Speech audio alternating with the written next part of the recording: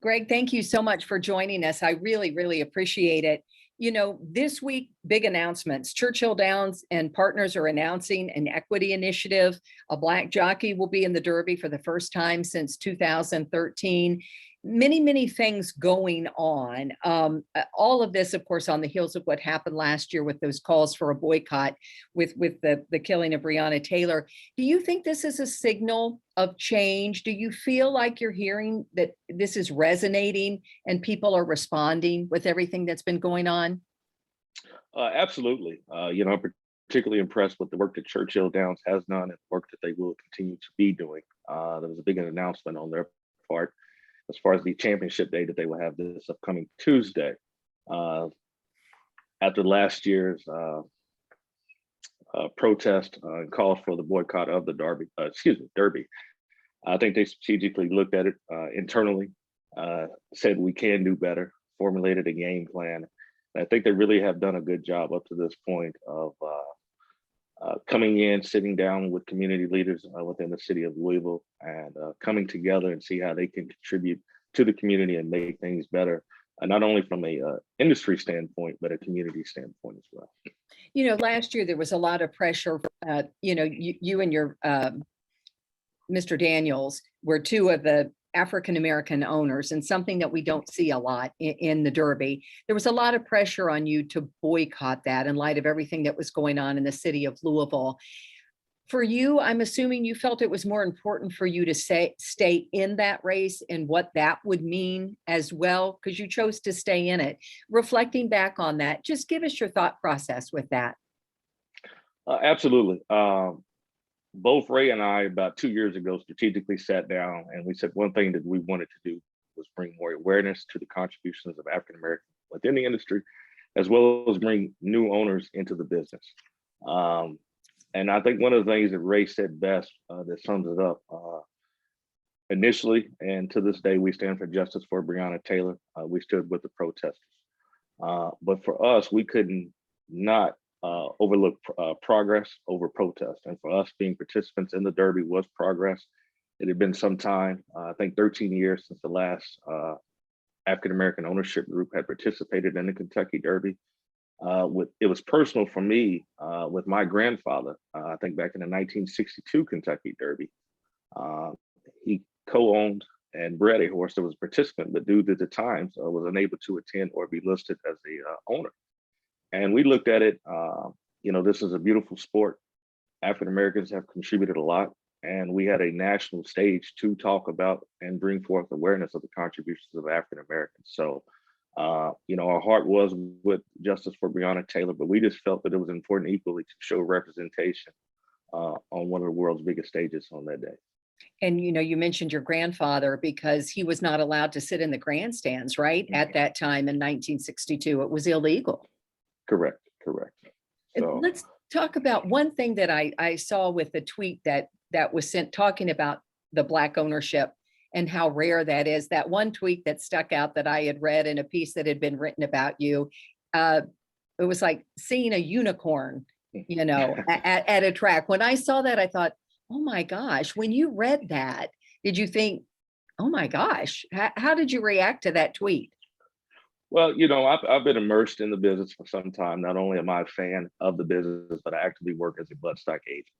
And, one of the things that sticks out is there's just not a lot of representation of minority representation, either in the front office as trainers or an ownership group. So, that's something that I don't want to say I've gotten used to, but it's become the norm at racetracks across the country. Really optimistic and hopeful that those things will change. But when I read the tweet, it just put it in, as I see it, that someone else was able to see it, watching a race live on national TV. So, it really resonated within me, brought some awareness. I said that to a couple of people, and I said, we have to do better. But as you mentioned, Mr. Daniels and I, in 2 years' time, we brought 50 new minority owners into the business as ownership. So, we are making progress. We still have a lot of work to do, but I just hope we can come to the point where it's no longer newsworthy when someone sees an African American in the paddock other than winning a race. So, Absolutely, absolutely. Let's talk. You talked about third generation horsemen. So we have your grandfather, then your great grandfather, of course, was Will, and also had special ties with Man of War. correct, correct. My great grandfather, as you mentioned, was a gentleman by the name of Will Harbut. He was the groom for Man of War, and during that time, hundreds of thousands of people came to see Man of War and hear my grandfather's monologue. They sort of became a tandem, if you will. And they really unique story where they died literally weeks apart from one another. Many say that Man of War died of a broken heart. Mm. But that's something I'm very proud of, is the horsemanship that my great grandfather displayed, and his love and care, and to be thrust into a prominent role at that time when many African Americans did not necessarily have the attention of national media and things of that nature. When I, look at the pictures and how proudly he's displayed, as well as seeing him on the Saturday Evening Post, which was one of the biggest publications at that time. That's something I'm very proud of. Does he ever speak to you? Do you ever hear his voice? Because what do you think he would say like last year? I mean, talk about a full circle moment.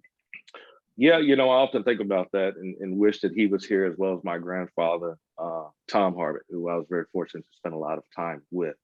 And there are moments, especially last year's Kentucky Derby when I did the walkover. I felt that their presence was with me as I took that walkover, and it was just a very special moment, and something that I was very proud to participate in. But even though they were not there physically, I felt their spiritual presence with me. Absolutely. I'm sure you did. Let's talk a little bit of history with horse racing. In the very beginning, I mean, African American jockeys were the norm. Tell us a little bit about that history, and then what changed to be where we are today. As you just mentioned, early on in horse racing, African Americans dominated in the training standings as well as the jockey standings. Even when you go back to the days of slavery, many African Americans were able to gain prominence for their roles with horses. Horses to this day, even back then, has always been a very profitable and lucrative industry. It's always been for the very wealthy. So even back then, African Americans were able to, if you will, gain some notoriety, as well as have a pretty good living. And when you get past slavery, these guys were the Michael Jordans, LeBron James athletes of that time. They had a lot of star power, they had a lot of media power, and they gained a lot of money. And you can really see from slavery up until that point, the rise of the Black middle class. But I think what really came forth was the Plessy versus Ferguson decision. And when that came in, it really just crippled African Americans in the industry, where they were really forced out. And when you look through history, it was really sad. But not only were they forced out, those who decided to stay, many of their counterparts would actively ride against them to either injure them or injure the horses. Hmm. And many owners just took a stance that said the animal's too valuable of a commodity to suffer injury stuff, and they would basically just eliminate it in that process overnight. And from that time on, you have not really seen the dominance from African American participants that you once did. Heartbreaking when you think about it like that. It So is. now we're making some strides. You're making some strides. Where do you think how can you push the envelope on this to make sure that this industry does better? Where are you hoping inroads? You're with ownership, you're bringing in new minority owners, and that was great to see the number that you just talked about. How else can we change this, especially when the visual of this is that it is kind of an exclusive white privilege sport? Well, I think you first have to start with history. Many African Americans in this business, as well as non-African Americans, really don't know the contributions of African Americans to this business. I was very happy to see Churchill Downs unveil the new exhibit that they have on the first floor of the contributions of African Americans. I think you have to do a I don't want to say better job, because it really hasn't been done, but really targeting African American children, educating them, getting them accustomed to horses again, and really starting from the floor up as far as children, getting them re-engaged with horse racing and the significance of what it is. And then, as you said, Ray and I have looked at it from a top-down approach with ownership. When you own something, you have a bigger voice, and you can make decisions pertaining to you. So, starting with young kids, getting them re-engaged with the history, and getting them re-engaged with horsemanship. And then from an ownership standpoint, continuing to bring people in. It's very self-gratifying to me to bring new people that have never been to a racetrack. They come in, they experience a day at the races, how they fall in love with it. It's amazing to see guys that have never owned a horse, and we bring them in into ownership, and they stand in the winner's circle for the first time, and you see the tears fall, and you see families hugging one another, and just what that moment means. It's a beautiful sport. I think anyone who spends a day at the racetrack will, many will say we've never had a better experience at any event that we've been to. So it's just bringing awareness and bringing new people in to think about it that otherwise possibly would never thought about coming into the business. And I guess coupled with that representation, if you don't see yourself there, or people who might, look like you tend not to go to those kinds of things. So it's about representation too. And representation does matter. When you look at more mainstream sports such as hockey, tennis, and golf, they strategically looked at it as a problem. They went and they sat down and said, how can we do better? When now you see the Williams sister, Tiger Woods, things of that nature, where young kids and fans have someone to look up to. And now you see how that sport is thriving as a diversified sport now. Do you feel that? Do you feel any pressure whatsoever, knowing that some of that representation does fall on your shoulders? You're one of the few African-American owners. I am aware of that. That is a heavy burden to carry, but I am aware of that, and hopefully that will change very soon. From last year's Kentucky Derby up until now, I just had a phone call this morning. It created a lot of awareness, it created a lot of buzz, and there are a lot of people that want to get into this business. So I'm very optimistic and hopeful, and hopefully in the very near future. Have you felt the slight at all because of the color of your skin in the sport? Not had anything directed to me per se, to say because of my skin tone directed at me, but I would be naive to believe that there are certain people that I do business with that would have unconscious biases towards me. I don't, certain opportunities I don't necessarily know are afforded to minorities as others. But as far as anything just blatantly in my face or me being denied, I've never had anything like that happen to me. Tell me a little bit about the class. I was fascinated with this. It's a lecture series that you're doing, and it's about entrepreneurship and horse racing. And I'm assuming that's just the next step for you in trying to diversify the sport. Absolutely. I had a great opportunity when Wilberforce University reached out, and they have a entrepreneur in residence every year. And they reached out and they said, we're so close to Kentucky, being in Ohio, that we'd like for you to come up and speak about your experiences and just the opportunities in racing. And it was a great opportunity. I've thoroughly enjoyed it. The students are very bright.